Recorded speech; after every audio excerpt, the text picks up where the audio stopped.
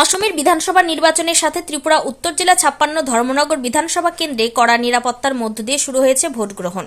৯ April ২০২৬ অসমের বিধানসভা নির্বাচনের সাথে ত্রিপুরা উত্তর জেলা ৫৬ ধর্মনগর বিধানসভা কেন্দ্রে সকাল ৭টা থেকে শুরুর উপনির্বাচন অনুষ্ঠিত হচ্ছে। ত্রিপুরার প্রাক্তন বিধায়ক তথা বিধানসভার অধ্যক্ষ বিশ্ববন্ধু সেনের প্রয়াণে এই আসনটি শূন্য হয়েছিল। সকাল ৭টা থেকে বিকেল ৫টা পর্যন্ত ভোট গ্রহণ চলবে। মোট ৫৫টি পোলিং স্টেশন স্থাপন করা হয়েছে। এর মধ্যে ১১টি মডেল পোলিং স্টেশন এবং এই ১১টি কেন্দ্রই সম্পূর্ণভাবে মহিলা কর্মীদের দ্বারা পরিচালিত হবে। বুধবার সকাল থেকে ধর্মনগরের পিএমশ্রী সরকারি দ্বাদশমান বালিকা বিদ্যালয় থেকে ইভিএম, ভিভিপ্যাট সহ সমস্ত প্রয়োজনীয় সামগ্রী নিয়ে ভোটকর্মীরা নিজ নিজ কেন্দ্রের উদ্দেশ্যে রওনা দিয়েছিলেন।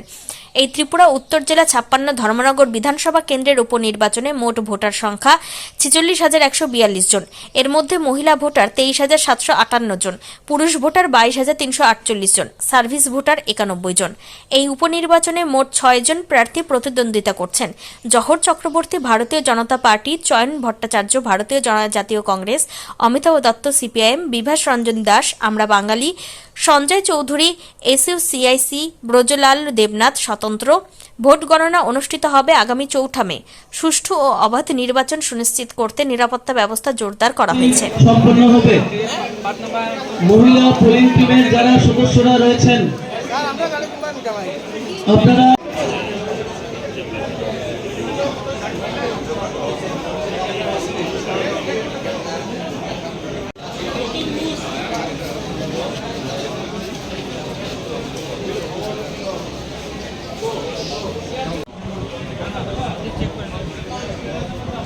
আমাদের এই ডিসপারশন সেন্টারে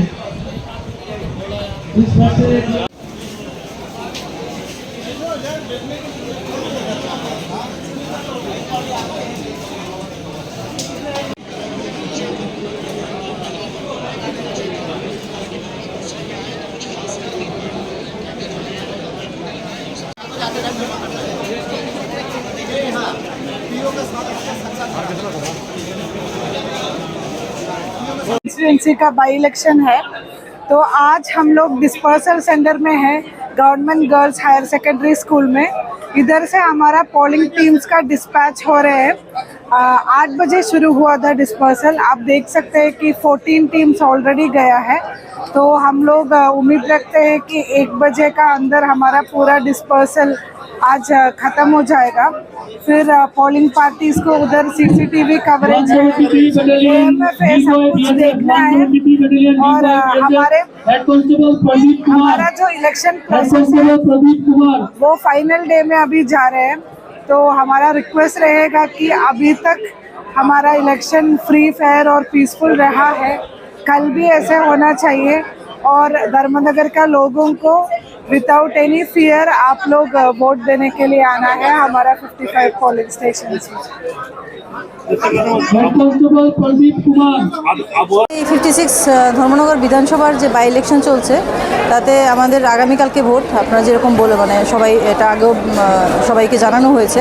তো আজকে ভোটের যারা কর্মী আছেন তারা এই ডিসপার্সাল সেন্টার থেকে আমাদের বিভিন্ন ভোট সামগ্রী, ইভিএম ছাড়াও আরও যা ভোট কার্যে যেগুলো সামগ্রী দরকার পড়ে সেগুলো এখান থেকে কালেকশন করছেন এবং যাচ্ছেন। এখন পর্যন্ত আমাদের টোটাল 55টি পোলিং স্টেশনের মধ্যে প্রায় 15-16 জন টিম অলরেডি এখান থেকে ডিসপার্স হয়ে গেছেন, আর বাকিটাও আমাদের শীঘ্রই ডিসপার্সাল শেষ হয়ে যাবে।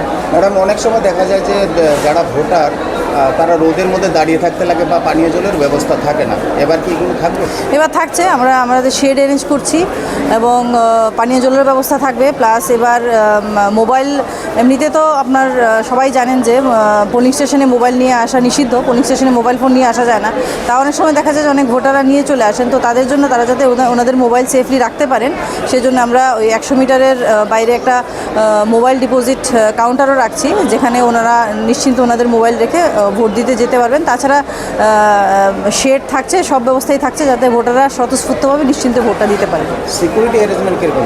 সিকিউরিটি অ্যারেঞ্জমেন্ট আমাদের প্রত্যেকটা পুলিশ স্টেশনে সিএপিএফ তো থাকছেই, তাছাড়াও আমাদের সেক্টর অফিসারদের সঙ্গে সিকিউরিটি থাকছে। তাছাড়া আমাদের পুলিশ প্রশাসনের তরফ থেকে প্রতি 2টা সেক্টর একটা ক্লাস্টার ফর্ম করা হয়েছে।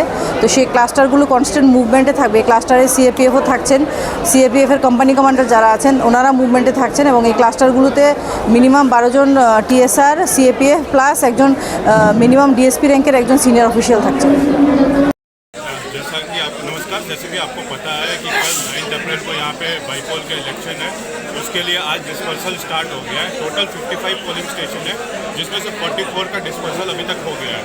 एक बार सारे डिस्पर्सल हो जाएंगे, फिर हम लोग निरीक्षण करेंगे पोलिंग पार्टीज पहुँचे कि नहीं पहुँचे और पूरा कंप्लीट प्रोसीजर होगा। आपको बताना चाहता हूँ ऑल 55 पोलिंग स्टेशन में हमने सीएपीएफ का अरेंजमेंट किया है। सारे पोलिंग स्टेशन की security central arm police force के पास है। उसके अलावा क्यूआरटी भी हमने सीएपीएफ का रखा है। उसको सपोर्ट करने के लिए टीएसआर एंड हमारी नॉर्थ त्रिपुरा पुलिस भी है। तो मैं धर्मनगर वासियों से आवेदन करना चाहता हूँ कि कल के दिन वो ज़्यादा से ज़्यादा नंबर में बाहर आए और अपने मताधिकार का प्रयोग करें। वोट देने पक्का है। सब कुछ यहाँ पे peaceful, secure, safe, secure environment है। आप वोट देने पक्का है। Thank you sir. एक बार देखा जाता है कि हर पुलिस स्टेशन में जब कोई बुजुर्ग जाता है उनको ले जाना पड़ता है, तो किसी न किसी पार्टी का आदमी लेके जाता है। इस बार कुछ पुलिस से ऐसे या जो हमारा जो वॉलंटियर्स है उनमें से कुछ रहेगा क्या? कोई यहाँ पे डिस्ट्रिक्ट एडमिनिस्ट्रेशन की तरफ से इसके लिए भी अरेंजमेंट किया गया है। जो कि चल नहीं पा रहे हैं, वो नहीं करें, उनको हेल्प करने के लिए पोलिंग स्टेशन में 2 लोग रहेंगे जो वो मदद करेंगे। वो एडमिनिस्ट्रेशन की तरफ से ऑलरेडी हर पोलिंग स्टेशन में रखा गया है। कोई पार्टी का आदमी नहीं जा सकता? ये पार्टी का आदमी अंदर नहीं जा सकता। वो पोलिंग स्टेशन में जो प्रशासन के द्वारा रखे गए लोग वो हेल्प करेंगे। Thank you.